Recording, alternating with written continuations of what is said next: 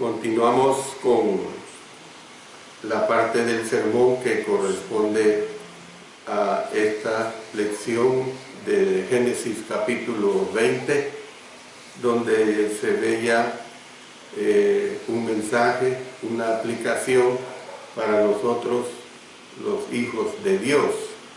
Y como lo anuncié, vamos a ver lo que representa el peligro de la mentira en base a todo lo que hemos venido estudiando en relación a este episodio de la vida de Abraham. Primeramente puedo decir que mentir es un pecado que las personas a menudo racionalizan como necesario. O sea, el pecado de la mentira es un pecado que está a la vuelta de la esquina. Es un pecado que las personas practican en una forma desmedida. Y este pecado también está dentro de los hijos de Dios, las hijas de Dios.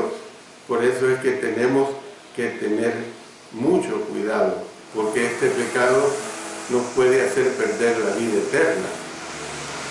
Y por eso repito, mentir es un pecado que las personas a menudo racionalizan como necesario.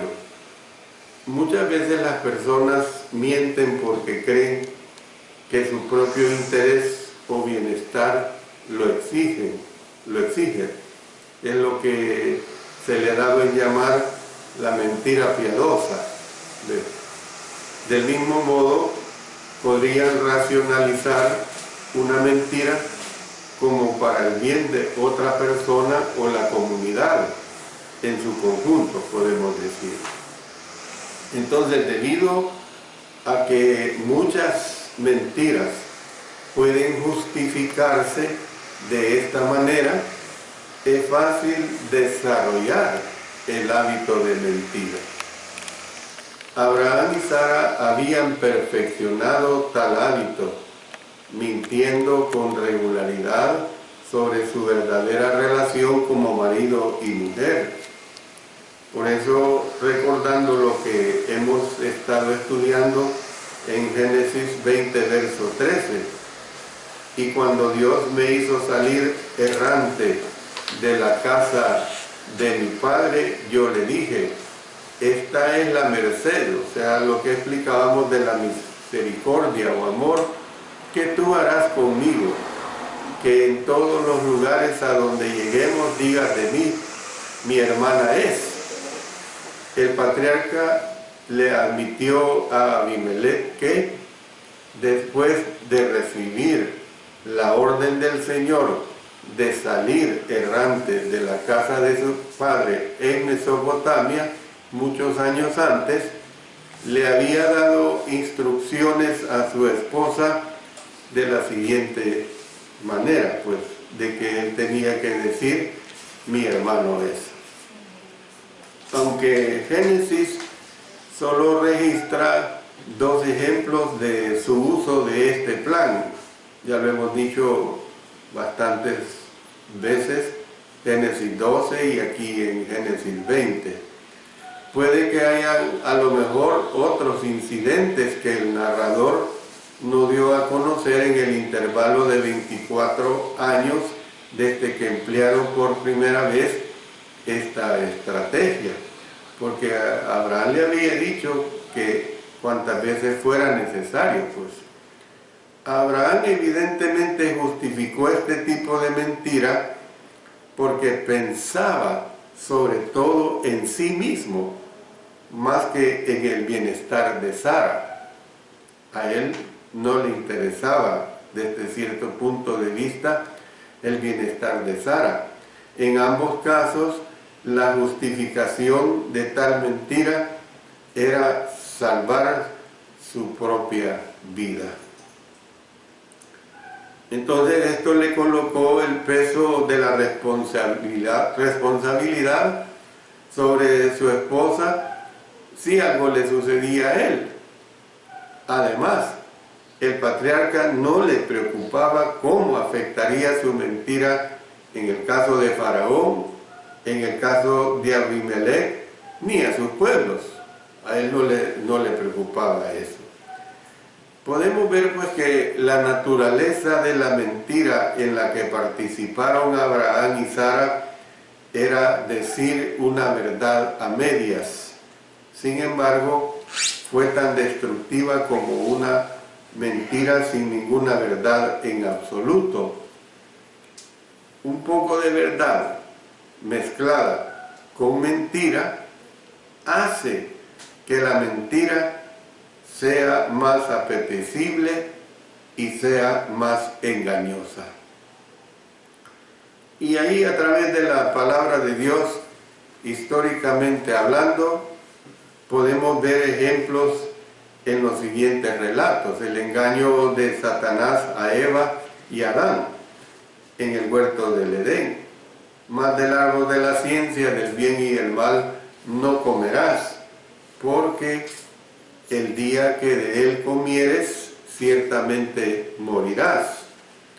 Bueno, la respuesta también deshonesta que dio Caín a Dios después de la muerte de Abel, cuando le dijo Caín a su hermano Abel, salgamos al campo. Y aconteció que estando ellos en el campo, Caín se levantó contra su hermano Abel y lo mató. Y Jehová dijo a Caín, ¿dónde está Abel tu hermano?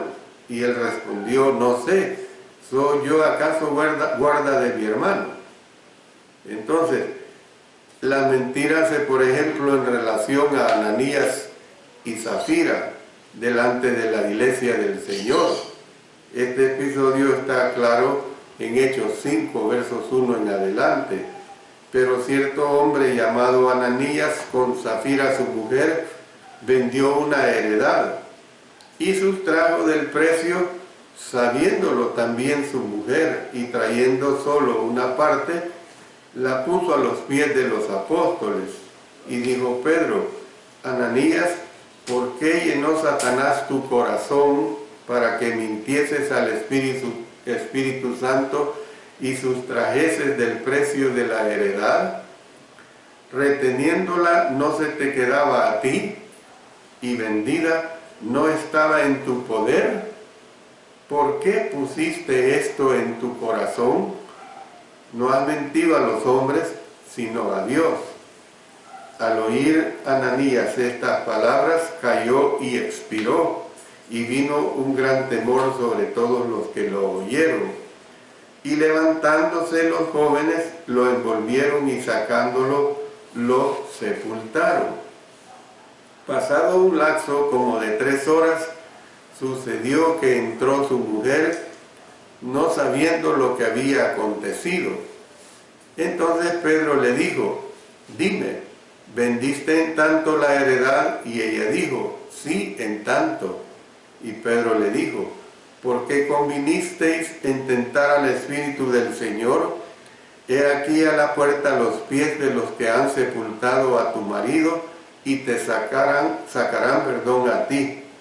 Al instante ella cayó a los pies de él y expiró.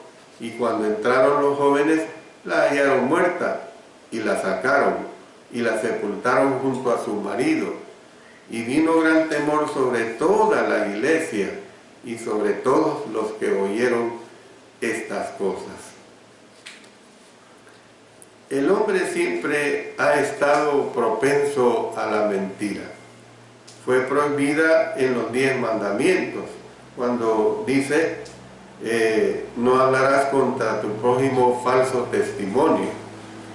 También en el código de santidad, que vemos en Levítico 19, versos 11 y 12, no hurtaréis y no engañaréis, ni mentiréis el uno para el otro.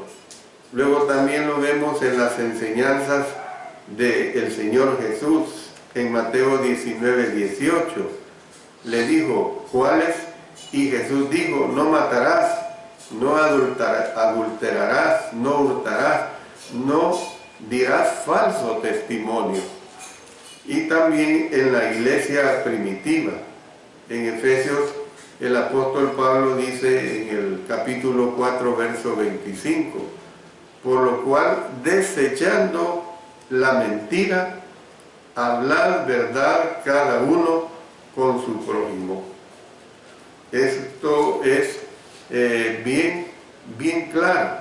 En el verso 9 dice, no mintáis los unos a los otros, habiendo despojado del viejo hombre con sus hechos.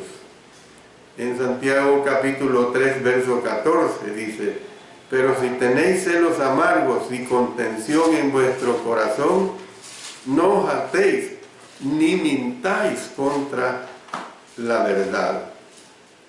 Entonces, podemos nosotros ver pues que la mentira es un pecado que nos asedia como lo hizo con Abraham. No debemos permitirle pues que se convierta en una práctica habitual, como el patriarca admitió que lo hizo. Fíjense bien que la gente del mundo, la mentira está en ellos a flor de labio, desde su hogar hasta su trabajo. Mienten en una forma indiscriminada, mienten en una forma que ya es parte de la vida de ellos. Esta situación no debe darse en nosotros, hermanos. Debemos de tener ese pleno cuidado. Bueno, pasemos a otra etapa de la mentira. Primeramente hemos visto pues que mentir es un pecado que las personas a menudo racionalizan como necesario. Pero ahora veamos otro aspecto, que mentir a menudo tiene sus raíces en la falta de fe. Abraham, que es alabado en las Escrituras como el padre de los fieles, veamos lo que nos dice el apóstol Pablo de Abraham en Romanos 4, versos 11 y 16. Y recibió la circuncisión como señal, como sello de justicia de la fe que tuvo estando aún incircunciso, para que fuese padre de todos los creyentes no circuncidados, a fin de que también a ellos la fe les sea contada por justicia. Verso 16, por tanto, es por fe para que sea por gracia, a fin de que la promesa sea firme para toda su descendencia, no solamente para la que es de la ley, sino también para la que es de la fe de Abraham, el cual es Padre de todos nosotros. Entonces, estoy diciendo que mentir a menudo tiene sus raíces en la falta de fe. Que Abraham, que es alabado en las Escrituras como el padre de los fieles, a menudo tuvo problemas con su fe. Dios lo había bendecido durante muchos años y de muchas maneras. Sin embargo, trató de andar por vista en lugar de confiar en Dios y de caminar por fe. Como el mismo apóstol Pablo dice en su segunda carta a los Corintios 5:7, por fe andamos, no por vista. En esta etapa de Abraham, pues, él estaba conduciéndose por vista. Con la ayuda de Dios, los hombres de guerra de Abraham habían derrotado a los 4 reyes del oriente y seguramente podían protegerlo contra un posible ataque de Abimelech. Sin embargo, Abraham mintió por temor a este rey filisteo y su ejército, en lugar de confiar en Dios. Entonces, ¿qué es pues el verdadero escudo de la fe? Por eso miren recordando lo que estudiábamos en Génesis 15:1.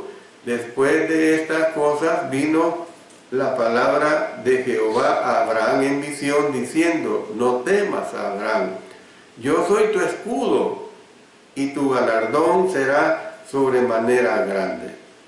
Luego en Efesios 6:16, sobre todo, tomad el escudo de la fe, con que podáis apagar todos los dardos de fuego del maligno. O sea, tal parece pues que en este episodio de la vida de Abraham se olvidó del Shaddai. ¿Qué es el Shaddai? Ya lo estudiamos, el Todopoderoso.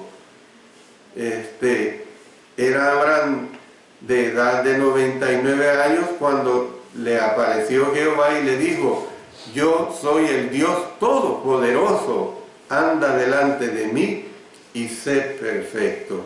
Génesis 17:1. Pues se había olvidado pues que lo había bendecido tan abundantemente por tanto tiempo. Esta es la situación que aquí se presenta claramente. Entonces, ¿qué es lo que seguimos viendo acá? Es precisamente la misma experiencia por la que pasaron los discípulos del Señor Jesucristo.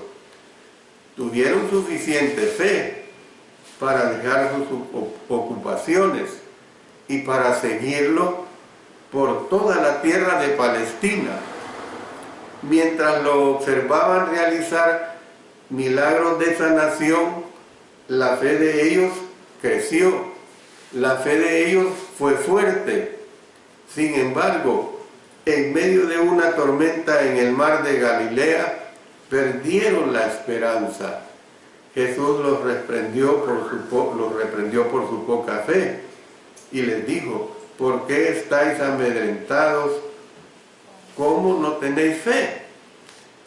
En otra ocasión, el Señor dijo que la fe de ellos era tan pequeña que si crecía, llegando a ser como un grano de mostaza, podrían realmente hacer grandes cosas. Dice en Mateo 17:20, Jesús les dijo: por vuestra poca fe, porque de cierto os digo que si tuviereis fe como un grano de mostaza, diréis a este monte: pásate de aquí allá, y se pasará, y nada os será imposible. Entonces, su confianza en el Señor crecía y menguaba. Así le sucedió a Abraham y a otros grandes hombres de Dios. Y así es con nosotros. Incluso en un corazón creyente siempre existe el peligro de que se presente alguna incredulidad. Dice el Señor: e inmediatamente el padre del muchacho clamó y dijo: creo, ayuda mi incredulidad. Mateo 9:24. Vemos que la misma mentira que trajo plagas sobre Faraón y su casa en Egipto, en Génesis, ya lo vimos en el capítulo 12, le trajo a Abraham la vergüenza de ser convocado delante de este gobernante local para explicar su engaño en Génesis. Aquí en este episodio que estamos estudiando de Abimelech, pues, ¿por qué no había aprendido la lección y puesto su confianza en Dios, que lo llevó a la tierra prometida, que cuidó de él, incluso cuando desobedeció o únicamente le obedeció en parte? ¿Por qué? Es la pregunta. ¿Por qué no había aprendido esta lección? Entonces entramos a un tercer aspecto que quiero que tomemos en cuenta en relación a la mentira. Les resumo. Primero, mentir es un pecado que las personas a menudo racionalizan como necesario. Segundo, mentir a menudo tiene sus raíces por la falta de fe. Y ahora veamos el tercer aspecto. Mentir es a menudo la causa de muchos problemas. Y esta es una realidad, porque cuando yo digo una mentira, tras de esta mentira hay que decir otra mentira. Y viene una tercera mentira, y así sucesivamente, si yo no me recompongo en esta situación. Por eso es que digo pues que mentir es a menudo la causa de muchos problemas. Abraham había de ser una bendición para aquellos con los que entraba en contacto. Estaba destinado para que él fuera una bendición.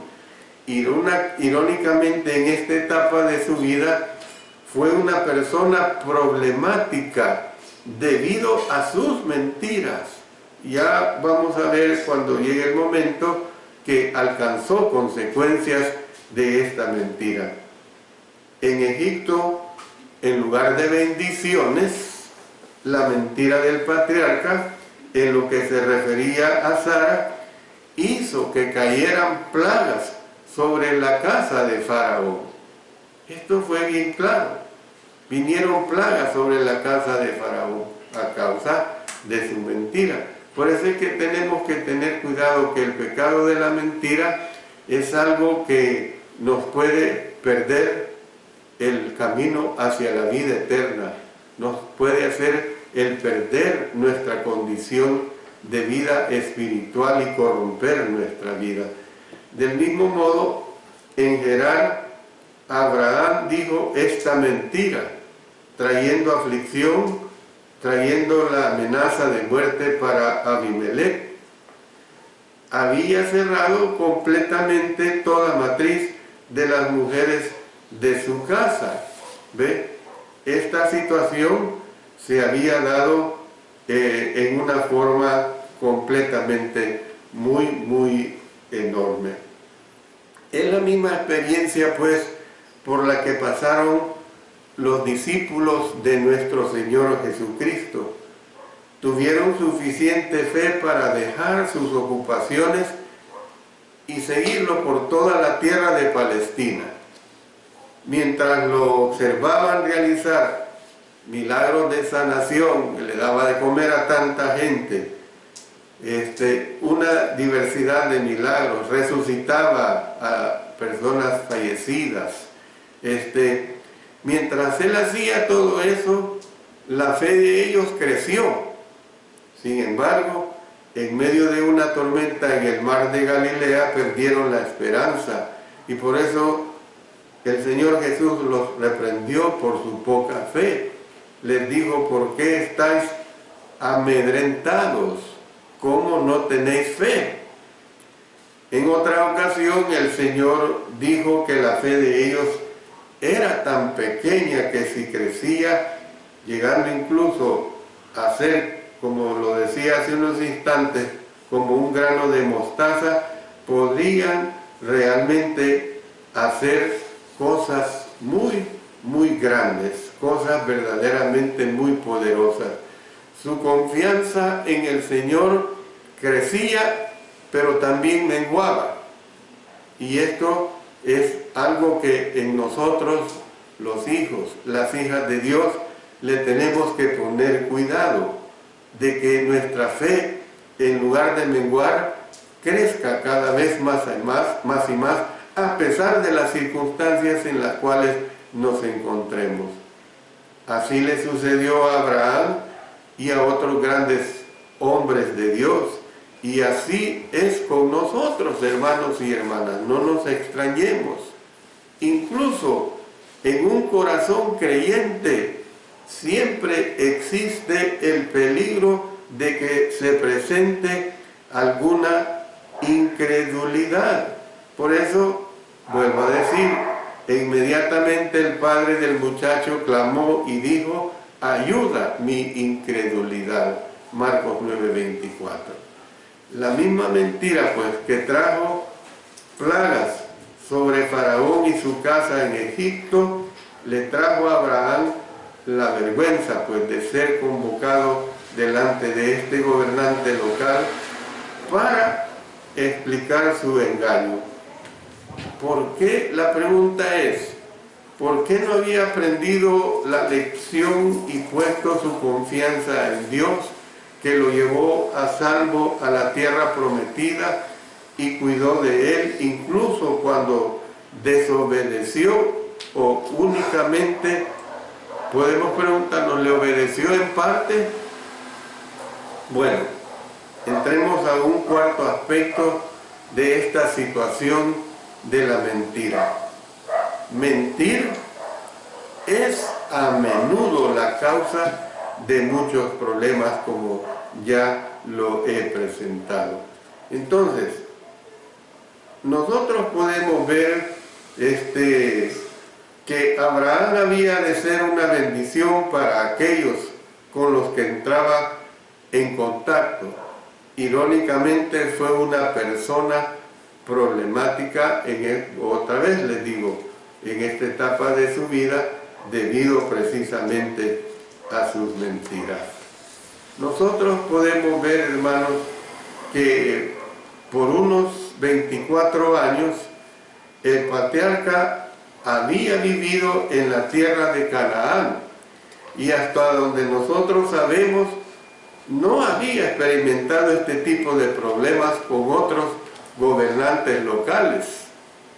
Para su vergüenza, Abraham aprendió con este rey pagano que este rey pagano tenía un más alto sentido de la ética moral sobre el matrimonio que él. Porque Abimelech, dice la Escritura, que afirmó con sencillez de su corazón y con limpieza de sus manos, que él tomó a Sara en su harén.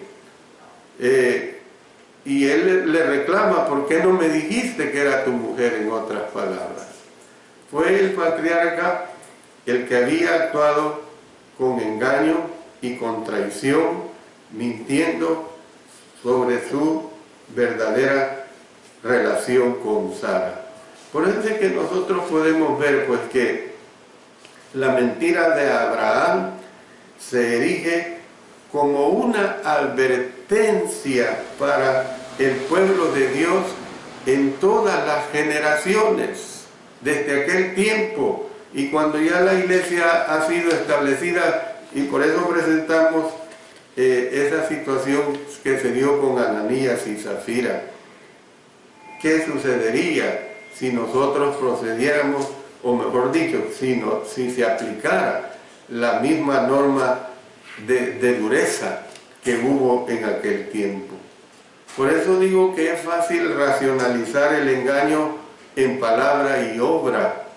Los hijos de Dios no somos inmunes a la tentación de hablar y de actuar en formas que serían impactantes incluso para los paganos. Cuando el apóstol Pablo escribió a los cristianos en Roma, acusó a algunos de los hermanos judíos con un lenguaje fuerte. ¿Qué les dijo? El nombre de Dios es blasfemado entre los gentiles. ¿Quiénes eran los gentiles? Paganos incrédulos. Por causa de vosotros, les dice. Imagínense, por causa de vosotros. Luego también en 2 Pedro, verso 2 del capítulo 2, dice: y muchos seguirán sus disoluciones, por causa de los cuales el camino de la verdad será blasfemado. Fue también la acusación hecha por los profetas contra el pueblo de Dios en el Antiguo Testamento. Miren lo que dice el profeta Isaías en el capítulo 52, verso 5. Y ahora, ¿qué hago aquí? Dice Jehová, ya que mi pueblo es llevado injustamente y los que en él se enseñorean lo hacen aullar dice Jehová, y continuamente es blasfemado mi nombre todo el día. Es una situación bien dura. La amonestación, pues, del apóstol Pablo sigue siendo, hermanos, pertinente. Miren lo que dice aquí en Romanos 12:2. No os conforméis a este siglo, sino transformaos por medio de la renovación de vuestro entendimiento, para que comprobéis cuál sea la buena voluntad de Dios, agradable y perfecta. Yo voy a terminar acá esta parte que corresponde a este mensaje acerca de la mentira. Voy si el Señor lo permite, el próximo día del Señor, a ver la segunda parte que corresponde a este pecado que causa mucho daño entre los hijos y entre las hijas de Dios. Tenemos que entender, hermanos, que la mentira es muy dañina, que la mentira es muy peligrosa, que la mentira nos puede llevar a que perdamos el galardón que Dios tiene justamente para cada uno de nosotros si le somos obedientes. Dios bendiga su bendita palabra. Oremos. Padre Celestial, te damos gracias por este mensaje y que nosotros no caigamos en esa situación del pecado de la mentira, porque es verdaderamente muy dañino, es verdaderamente muy destructivo. Padre Celestial, que nosotros aprendamos que de los errores podemos nosotros enmendar nuestras vidas. Gracias, Padre Celestial, por ese acervo de enseñanzas que tú nos das de tu divina palabra. Gracias, Dios Todopoderoso. Lo hacemos en el nombre de nuestro Señor Jesucristo. Amén.